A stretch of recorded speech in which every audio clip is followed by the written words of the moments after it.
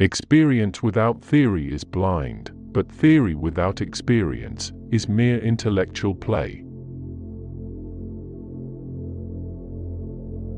He who is cruel to animals becomes hard also in his dealings with men.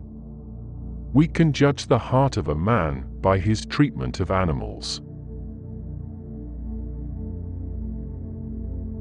All our knowledge begins with the senses, proceeds then to the understanding, and ends with reason.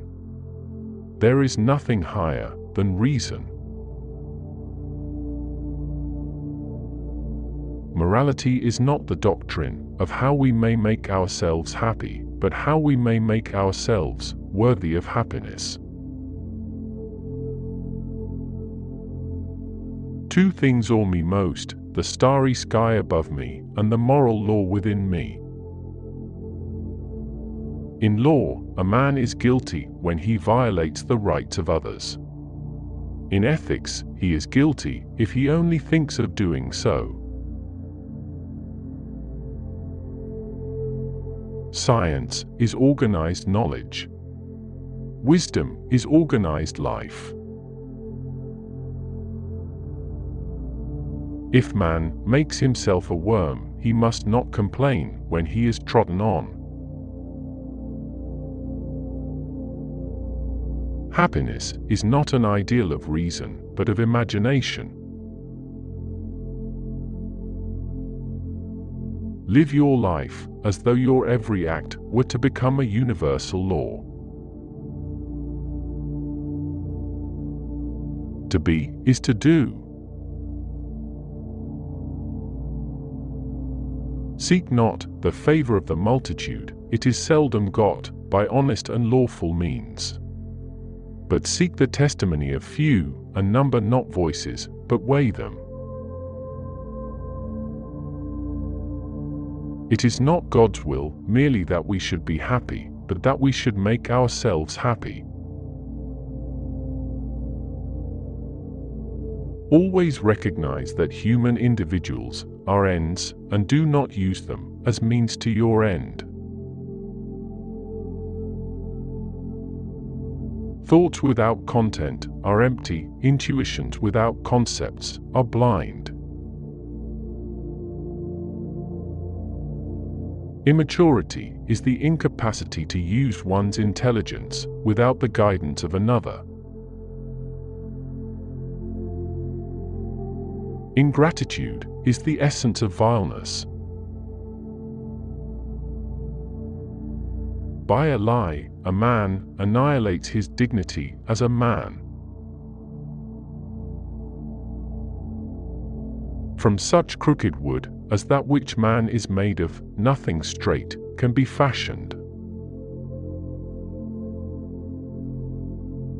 Religion is the recognition of all our duties as divine commands. It is beyond a doubt that all our knowledge begins with experience. Metaphysics is a dark ocean, without shores or lighthouse, strewn with many a philosophic wreck. Nothing is divine but what is agreeable to reason.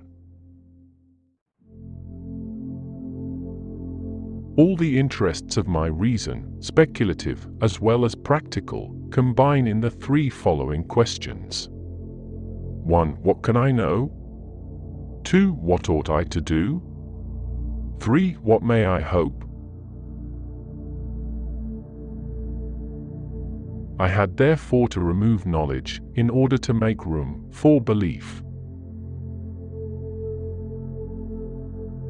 Even philosophers will praise war as ennobling mankind, forgetting the Greek who said, "War is bad, in that it begets more evil than it kills." A categorical imperative would be one which represented an action as objectively necessary in itself, without reference to any other purpose.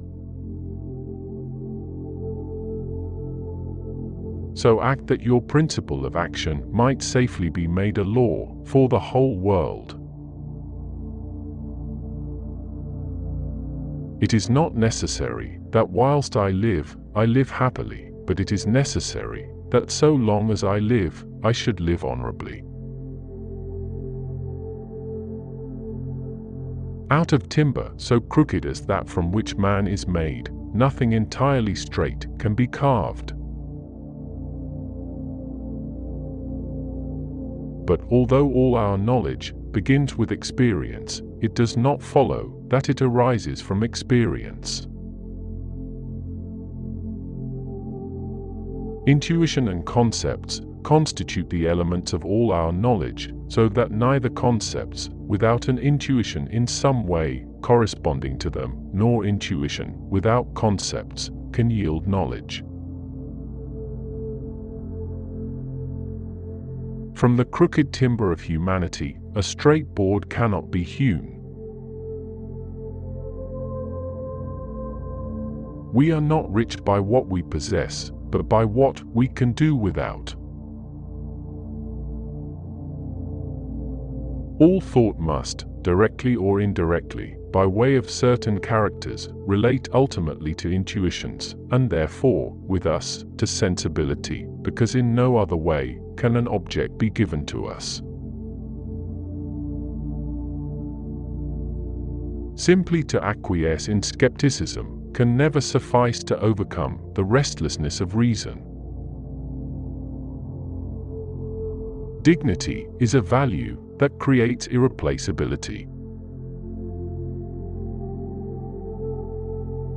The only objects of practical reason are therefore those of good and evil. For, by the former is meant an object necessarily desired, according to a principle of reason, by the latter one necessarily shunned, also according to a principle of reason.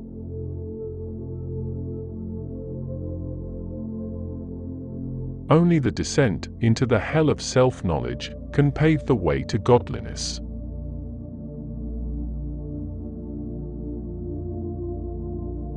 Act in such a way that you treat humanity, whether in your own person or in the person of any other, never merely as a means to an end, but always at the same time as an end.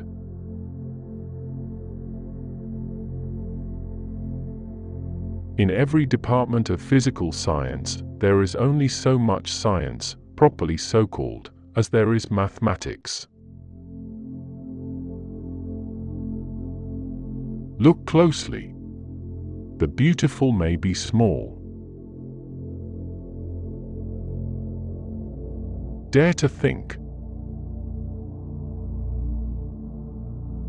I had to deny knowledge in order to make room for faith. Two things fill the mind with ever-increasing wonder and awe, the more often and the more intensely the mind of thought is drawn to them, the starry heavens above me and the moral law within me. One who makes himself a worm cannot complain afterwards if people step on him.